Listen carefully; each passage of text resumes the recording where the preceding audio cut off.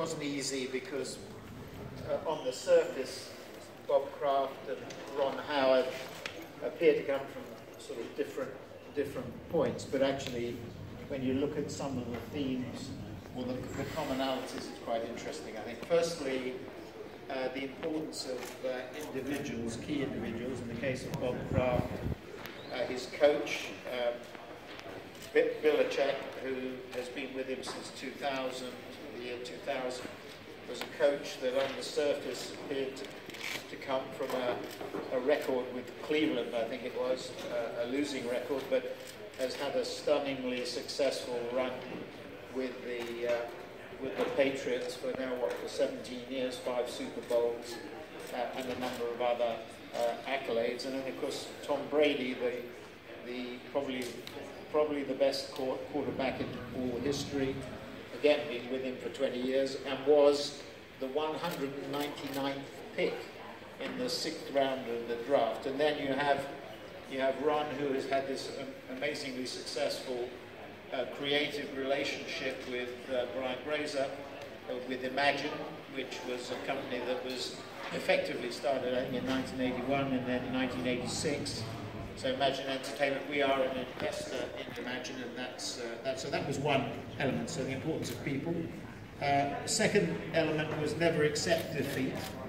The Patriots, as Bob's laid out, were losing 28-3 with 3 minutes to go in the third quarter of the Super Bowl in Houston.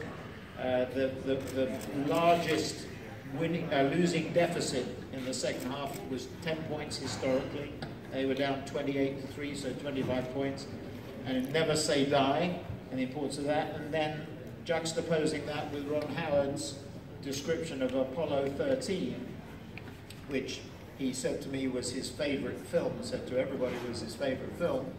And there, the importance of teamwork, that NASA at that time, at the time of Apollo 13, was the epitome of teamwork, that if you had a problem, you threw that problem at anybody in NASA, and whoever came up with the best solution. So that was the second theme of never accepting defeat.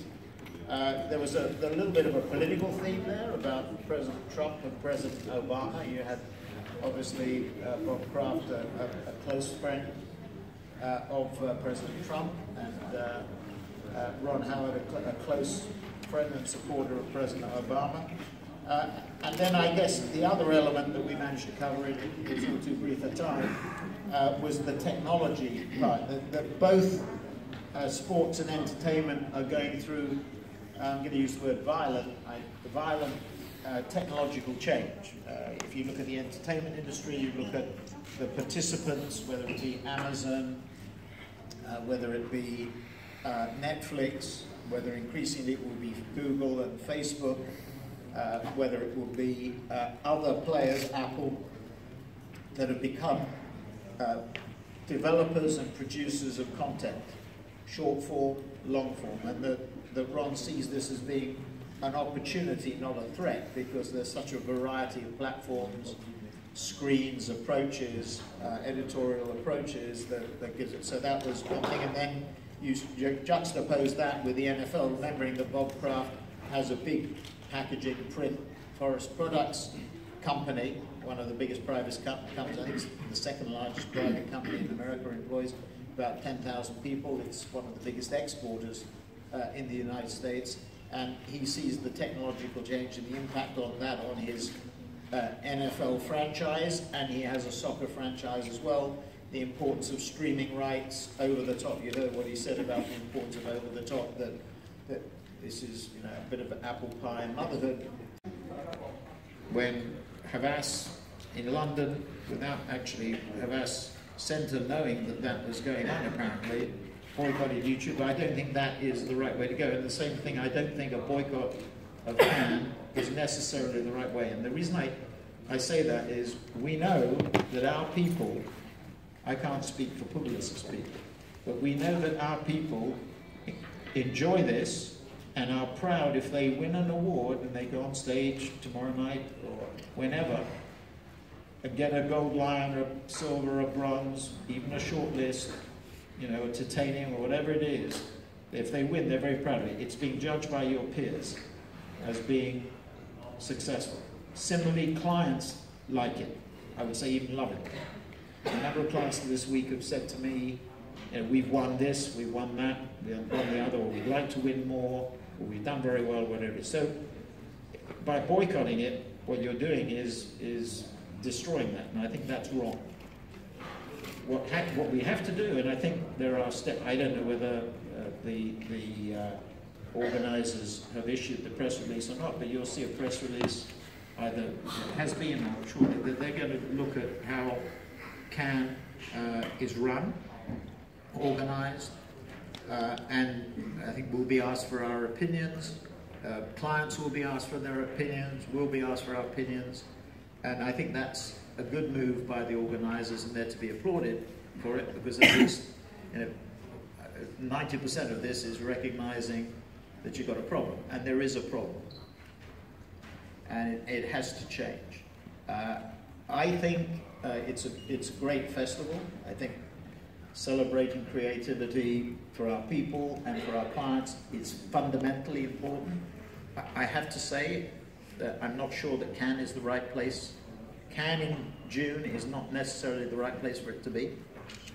There are locations in New York or London or Paris, I'm agnostic, or Berlin, or elsewhere.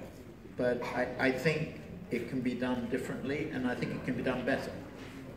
But every organisation we deal with, including our own, is going through major technological and structural change. Cannes should be no different. But I think, you know, just on a more positive note, I applaud the fact that I think the organisers have woken up to that we control, we have a problem. Houston, we have a problem. Hi. Yeah. Yeah. Prasad from Campaign India. My question is, as the canvas for creativity becomes wider and wider, yeah, what are some of the big challenges that you face? That we face? Well, is embracing all of them, but I welcome that. I mean, I do not, you know, as I'm a former finance director, far be it from me to say this. You know, people want to be rude about me, they call me a bean counter or an accountant, which technically I'm not. I think defining creativity in a different way, and I think Cannes actually has done a very good job of that. I mentioned health, I mentioned data. It's much broader. You know, one of the problems is it's elongated. It's a full week now.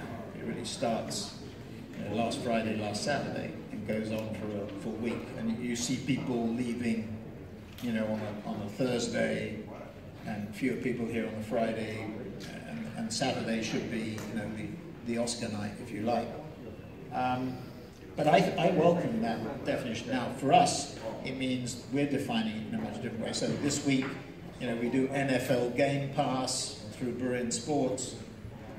We acquire an interest in Mike, which is millennial content.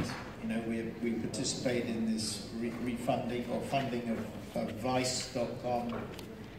We make an investment in Keltra, which is a DCO, a dynamic creative organization, along with Unilever Ventures. So